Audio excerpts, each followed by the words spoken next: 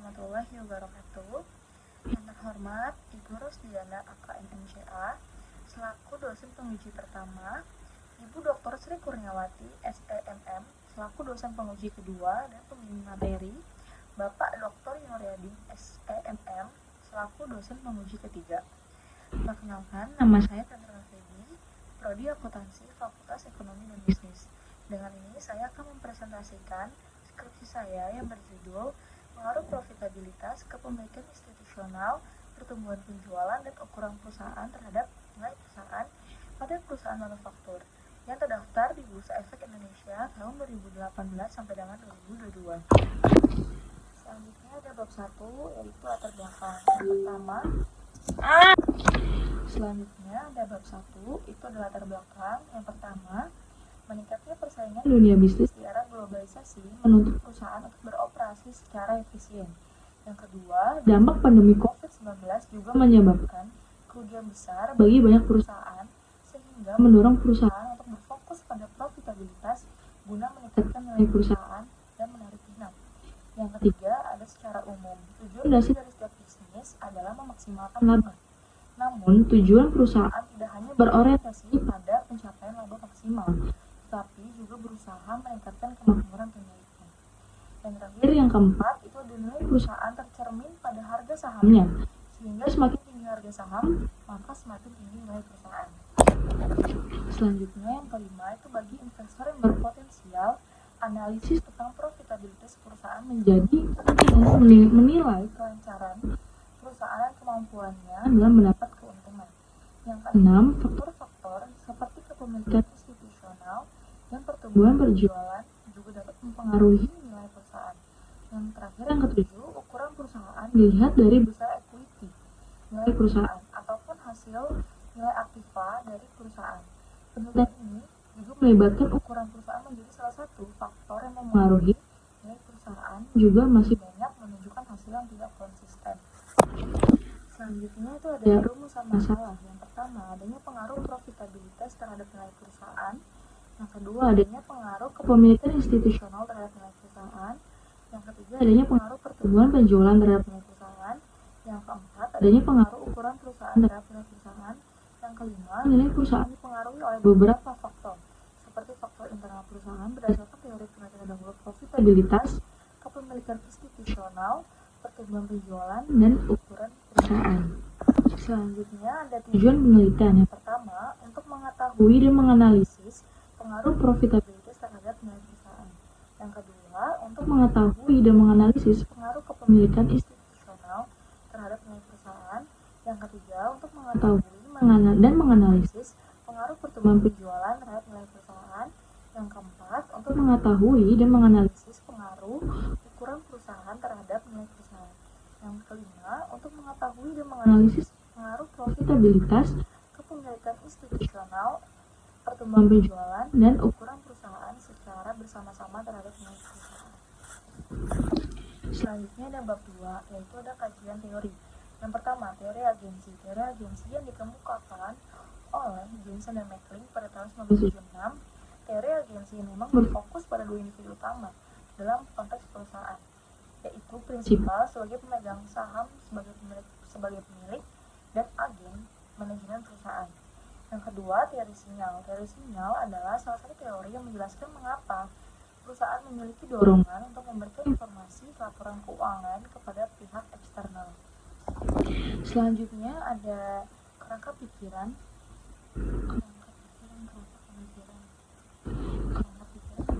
Selanjutnya ada kerangka pemikiran. Pertama ada profitabilitas X1 sebagai H1 itu berpengaruh nilai perusahaan. Yang kedua ada kepemilikan institusional X2, ketiga ada pertumbuhan penjualan X3 dan ukuran perusahaan X4. Dan profitabilitas kepemilikan institusional, pertumbuhan penjualan, ukuran perusahaan itu berpengaruh secara bersama-sama terhadap nilai perusahaan. Selanjutnya itu hipotesis penelitian. H1-nya profitabilitas berpengaruh terhadap nilai perusahaan, H2-nya kepemilikan institusional berpengaruh terhadap nilai perusahaan, H3-nya pertumbuhan penjualan berpengaruh terhadap nilai perusahaan, H4-nya ukuran perusahaan berpengaruh terhadap nilai perusahaan, H5-nya profitabilitas kepemilikan institusional, pertumbuhan penjualan, dan ukuran perusahaan berpengaruh terhadap nilai perusahaan. Selanjutnya ada bab 3, yaitu metode penelitian. Jenis penelitian yang digunakan adalah penelitian kasual komparatif, variabel independennya, profitabilitas, kepemilikan institusional, pertumbuhan penjualan dan ukuran perusahaan, variabel dependennya, nilai perusahaan, populasi, manufaktur driver di BEI tahun 2018 sampai 2022. Sampel yang digunakan adalah 21 perusahaan yang sesuai kriteria. Selanjutnya itu ada rencana analisis. Yang pertama, model analisis regensi data panel, pendekatan common effect model, yang kedua pendekatan fixed effect model, yang ketiga pendekatan random effect model, yang kedua ada uji analisis regresi data panel, ada uji Chow, uji Hausman, uji Lagrange multiplier, ada uji hipotesis yaitu uji koefisien determinan, ada uji F dan uji T. Di sini ada analisis dan pembahasan hasil penelitian, pengaruh profitabilitas, kepemilikan institusional, pertumbuhan penjualan, dan ukuran perusahaan terhadap nilai perusahaan. Data panel yang digunakan dalam penelitian ini terdiri dari 3 model, yaitu common effect model, fixed effect model, dan random effect model yang selanjutnya dilakukan uji berpasangan untuk masing-masing model. Selanjutnya ada bab 4, yaitu ada uji Chow. Hasil uji Chow diperoleh nilai probabilitas atau F statistik itu 0,00 lebih kecil dari 0,5. Maka HO ditolak dan HA diterima, yang berarti fixed effect atau FEM yang terpilih. Selanjutnya ada uji Hausman dan uji Lagrange. Yang pertama, uji Hausman diperoleh nilai probe atau cross section random sebesar 0,0353 lebih besar daripada 0,05. Dengan ini dapat disimpulkan bahwa HO diterima dan HA ditolak, yang artinya bahwa dalam uji Hausman menunjukkan bahwa fixed effect model atau FEM yang terpilih. Selanjutnya ada hasil uji Lagrange diperoleh nilai Birch-Pagan-Bot sebesar 0,00 lebih kecil daripada 0,05. Dengan ini dapat disimpulkan bahwa HO ditolak dan HA yang diterima, yang artinya bahwa dalam uji Lagrange multiplier menunjukkan bahwa random effect model atau RAM yang terpilih. Selanjutnya ada rangkuman uji dan nilai model. Yang pertama ada uji Chow. Pengujiannya ada common effect model dengan fixed effect model yang terpilih adalah FEM, fixed effect model. Yang kedua ada uji Hausman, yang pengujiannya random effect model dengan fixed effect model yang terpilih adalah FEM. Yang ketiga ada uji Lagrange, pengujiannya common effect model dengan random effect model yang terpilih adalah FEM atau random effect model. Hasil pengujian model regresi data panel adalah untuk memperkuat kesimpulan pengujian berpasangan. Berdasarkan kesimpulan dari uji pendekatan estimasi, merekomendasikan penggunaan fixed effect model atau FEM yang akan dianalisis lebih lanjut dalam penelitian ini. Selanjutnya ada uji hipotesis, yaitu ada uji koefisien determinasi, profitabilitas, kepemilikan institusional, pertumbuhan penjualan, dan ukuran perusahaan terhadap nilai perusahaan sebesar 87,12%, sedangkan sisanya 12,88%, yaitu 100 dikurang 87,12. Selanjutnya ada uji simultan atau uji T. Diketahui DF1 sama dengan 5 dikurang 1 sama dengan 4, dan nilai DF2 yaitu DF2 105 dikurang 5 sama dengan 100, maka diperoleh nilai DF, nilai F tabel sebesar 2,4626, maka nilai F statistik lebih besar daripada F tabel sebesar 30,31895, lebih besar daripada 2,464. Maka nilai profitabilitas F statistik lebih kecil dari 3 signifikan sebesar 0,000 lebih besar daripada 0,05. Selanjutnya ada hasil regresi fixed effect model. Yang pertama ada variabel profitabilitas, yaitu diperoleh dengan nilai T statistik sebesar 2,338 dengan probabilitas sebesar 0,021, T statistik lebih besar daripada T tabel, atau probabilitas lebih dari 0,05, yaitu 0,028 lebih besar daripada 0,05. Maka hal ini secara parsial variabel profitabilitas berpengaruh positif signifikan terhadap nilai perusahaan.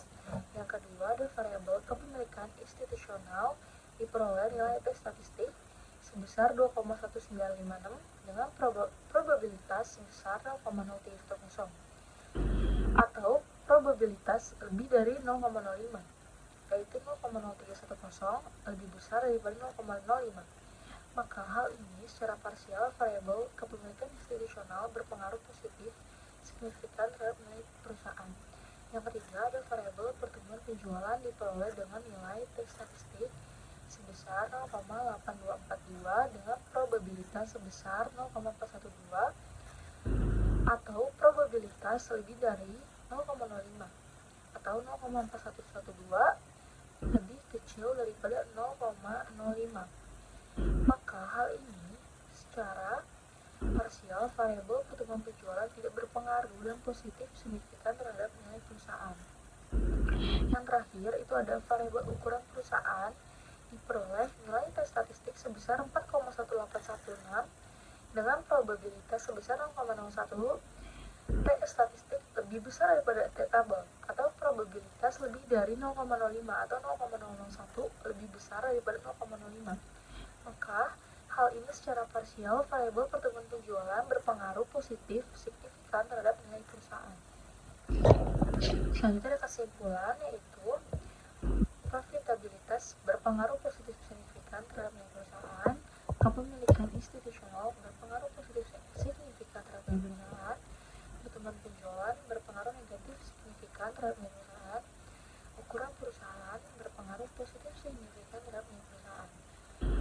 Hasil uji regresi memberikan bukti bahwa secara bersama-sama atau simultan menunjukkan profitabilitas, kepemilikan institusional, pertumbuhan penjualan, ukuran perusahaan berpengaruh secara simultan terhadap nilai perusahaan pada perusahaan industri dasar dan kimia yang terdaftar di Bursa Efek Indonesia tahun 2018 sampai dengan 2022. Yang terakhir ada saran, yaitu bagi perusahaan untuk meningkatkan kepercayaan investor dengan menyajikan laporan keuangan yang relevan dan dapat diandalkan. Bagi penelitian selanjutnya dikembangkan dengan menambahkan perspektif lain dan meningkatkan jumlah sampel. Penelitian selanjutnya disarankan menguji variabel lain yang diduga berpengaruh terhadap nilai perusahaan, seperti memasukkan variabel struktur modal, kepemilikan manajerial, dan lainnya. Yang terakhir, bagi investor maupun calon investor lebih memperhatikan aspek profitabilitas yang berhubungan dengan nilai perusahaan, sehingga investor dapat memperoleh tingkat pengambilan yang sesuai dengan apa yang diharapkan. Sekian presentasi dari saya, kurang lebihnya mohon maaf. Wassalamualaikum warahmatullahi wabarakatuh.